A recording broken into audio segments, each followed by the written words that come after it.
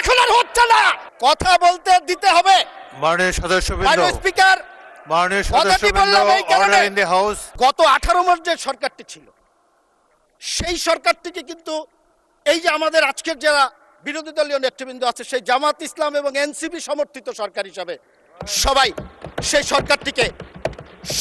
সরকারটিকে অবহিত করেছে। আজকে মাননীয় স্পিকার, আমি আপনার প্রোটেকশন চাচ্ছি। আজকে কথা বলতে দিতে হবে। মাননীয় স্পিকার, আমরা নতুন সংসদে এসেছি, আমাদের অনেক সদস্যই নতুন করে সংসদে এসেছেন। আমরা হয়তোবা দু একটি ভুল কথা বলতে পারি, আপনি ক্ষমা সুন্দর দৃষ্টিতে দেখবেন।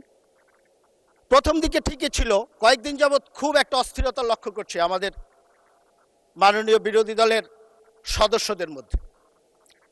আমি খোঁজার চেষ্টা করেছি যে কি কারণে এই অস্থিরতা। আমি একটি জিনিস খুঁজে পেয়েছি, অস্থিরতার কারণটি হলো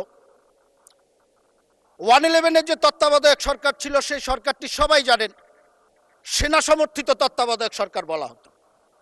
আর গত 18 মাস যে সরকারটি ছিল সেই সরকারটিকে কিন্তু এই যে আমাদের আজকের যারা বিরোধী দলীয় নেতৃবৃন্দ আছে সেই জামাত ইসলাম এবং এনসিপি সমর্থিত সরকার হিসাবে সবাই সেই সরকারটিকে অবহিত করেছে। আজকে মাননীয় স্পিকার, আমি আপনার প্রোটেকশন চাচ্ছি। আজকে কথা বলতে দিতে হবে। মাননীয় স্পিকার, কথা বলতে দিতে হবে। মাননীয় সদস্যবৃন্দ, মাননীয় স্পিকার, মাননীয় কথাটি সদস্যবৃন্দ, বললাম এই কারণে, অর্ডার ইন দ্য হাউস।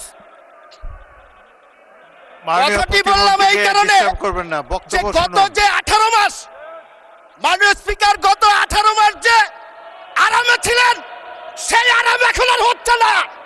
এই কারণে আমাদের অনেক সমস্যা হয়ে যাচ্ছে মাননীয় স্পিকার। কারণ আমি প্রমাণ দিয়ে দেখাতে পারবো বৈষম্য বিরোধী ছাত্র আন্দোলনের একজন নেতা, তার বক্তব্য আছে, সে একজনের সাথে গল্প করছে, বলছে যেইভাবে আমরা কাটিয়েছি, মঞ্চে আছে প্রধান উপদেষ্টার বাসায় ঢুকে গিয়েছি, মঞ্চে আছে তার বেডরুমে ঢুকে গিয়েছি, মঞ্চে আছে সচিবের রুমে ঢুকে গিয়েছি। এখন তো আর সেই সুবিধা পাওয়া যাচ্ছে না মাননীয় স্পিকার। সমস্যাটা মাননীয়